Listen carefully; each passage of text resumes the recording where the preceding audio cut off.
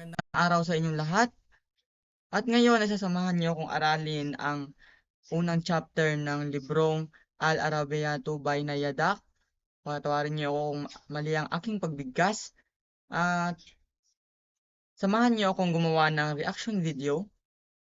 Sa dulo ng video, magkakaroon tayo ng summary. Pwede kayong mag-take notes.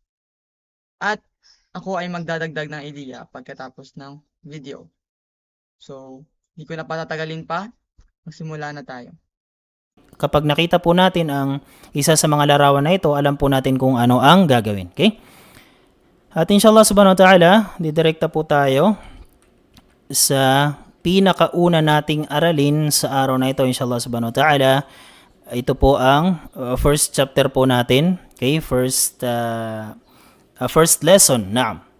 First lesson po natin or pinakaunang aralin, ito po ang at-tahiyyatu wat-ta'arufu. Ibig sabihin ng at-tahiyya, yung greeting, pag-greet po natin. At-tahiyya, kung sa ibang relihiyon, minsan kapag umaga sinasabing good morning, sa hapon good afternoon, or sinasabing hi, hello, yun po ang kanilang mga greetings. Pero pagdating sa relihiyong Islam, ang greetings po natin ay Assalamu alaikum. Mas mainam na kumpletuhin Assalamu alaikum wa rahmatullahi wa barakatuh para makuha natin ang malaking gantimpala inshallah subhanahu wa ta'ala. So ibig sabihin, ang unang aralin natin ay at-tahiyyatu, paano magsabi ng salam, wat ta'aruf. Ibig sabihin ng ta'aruf at yung pakikipagkilala. Okay, pakikipagkilala, nandito na yung conversation inshallah subhanahu wa ta'ala. So ang aklat na ito ay mag-umpisa po siya sa conversation. Okay, so kadalasan tinuturuan po tayo dito ng kung ano ang kinakailangan na ugali ng Muslim or Muslima at ano ang ating sasabihin kapag mayroon tayong nakasalamuha na meet na bagong kakilala or kapamilya man natin or kapatid or hindi natin kilala or kaibigan natin na nasa relihiyong Islam.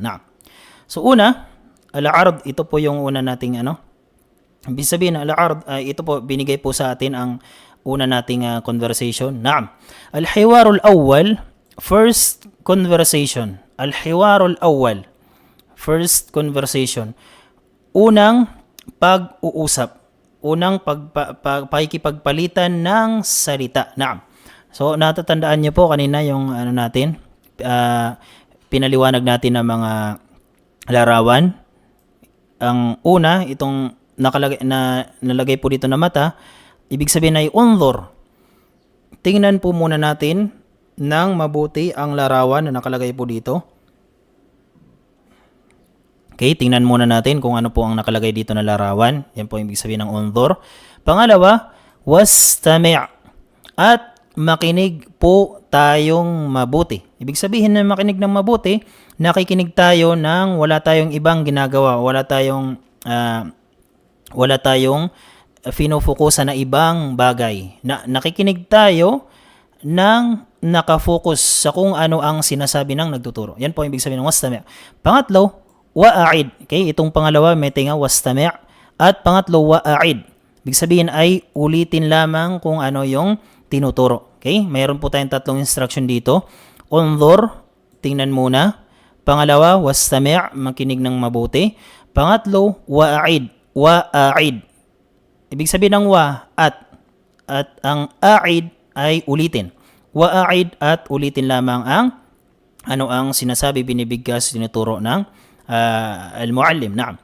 So ngayon sa al-hiwarul awwal, sa first conversation, mayroon po tayong dalawang lalaki dito. Meron tayong syakhsan, dalawang lalaki.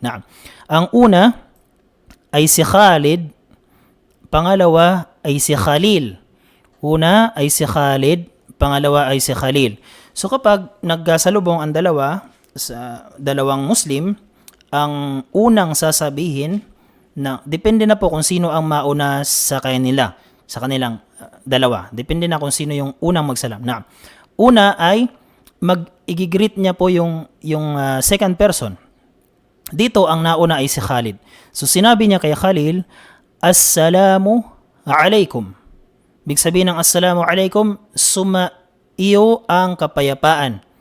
Okay, sumaiyo ang kapayapaan. Kung sa English, peace be with you. Naam. Sumaiyo ang kapayapaan. Pero mas mainam, kagaya po ng binanggit natin kanina, mas mainam kapag tayo ay nagbibigay ng salam, kumplituhin po natin. Pinakamas mainam ay kumplituhin natin.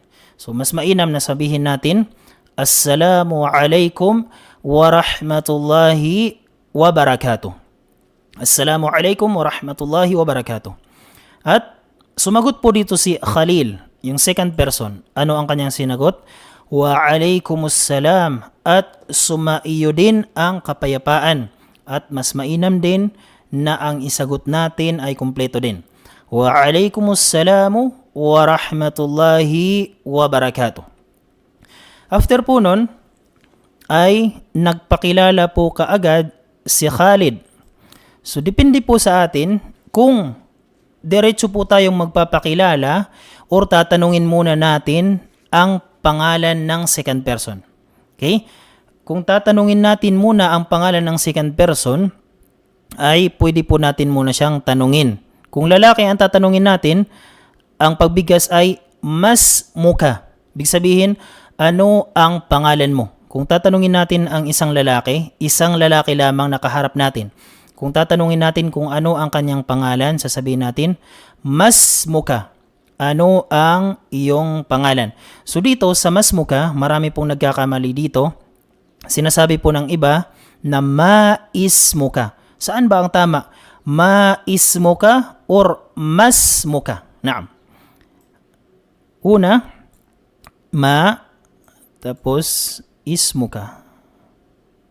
Okay, so pasensya na po pagkat hindi po ako makakasulat ng kapag straight. Mouse po yung gamit ko, nahihirapan po ako na. So kung halimbawa, mas muka, tatanungin natin ng isang lalaki, ano ang iyong pangalan? Ang iba, sinasabi nila na maismuka.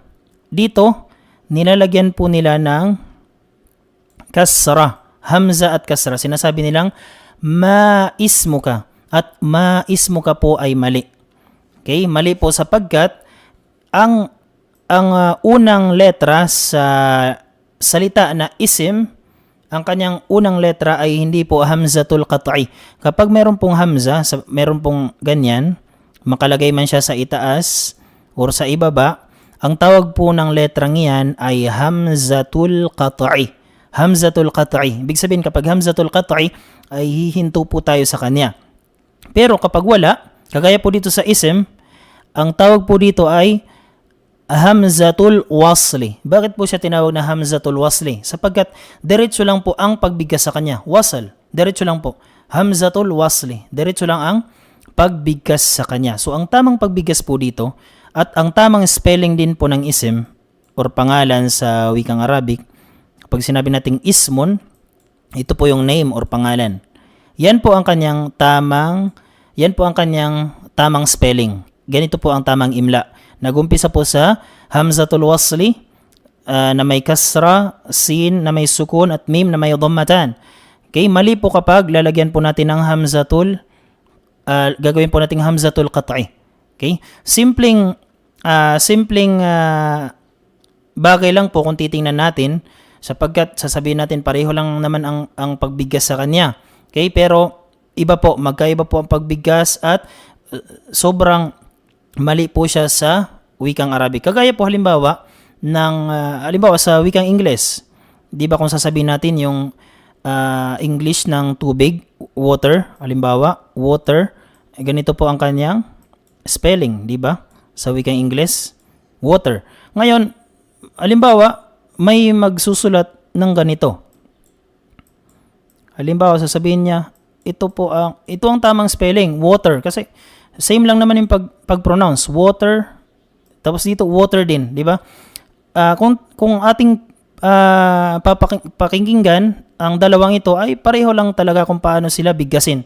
Pero kapag isusulat natin ay napakamali po tingnan ng pangalawa. Okay? Mali po siya at minsan tatawanan ka po sapagkat wrong spelling ang ginawa mo. So ganito din po sa Arabic. Simple detail lang po. Dito, hamzatul qat'i, mali po siya. So dito kailangan hamzatul wasli. Simple lamang ko titingnan natin pero malaki po yung kanyang epekto. Malaki yung epekto sa pag-aaral natin sa wikang Arabic sapagkat yan po ay ito po ay mali po yung kanyang spelling, mali po yung imla sapagkat kailangan po ay hamzatul wasli lamang. Kaya importante din po ang spelling o imla sa wikang Arabic para makuha din natin kung ano ang pinupunto ng salita. So ang pagbigas po dito ay diretso lang. Mas muka. Mas muka. Kung tatanungin natin ang pangalan ng isang lalaki lamang. Mas muka. Kung halimbawa gusto nating tanungin muna ang kanyang pangalan. Pero kung gusto natin agad na ipakilala ang ating sarili, diretso na po tayo magsabi ng ismi. Kagaya po ng ginawa dito ni Khalid. Sinabi niya, ism.